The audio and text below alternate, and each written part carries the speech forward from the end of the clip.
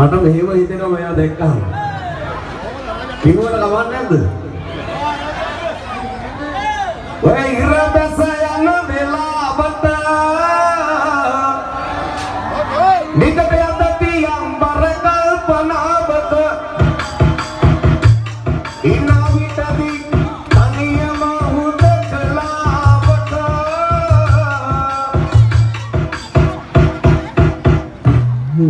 එන්නම ගෙදර කවුරුත් නැති වෙලාවක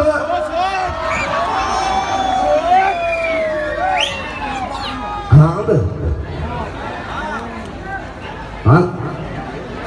අම්මගෙන් අහන්නලු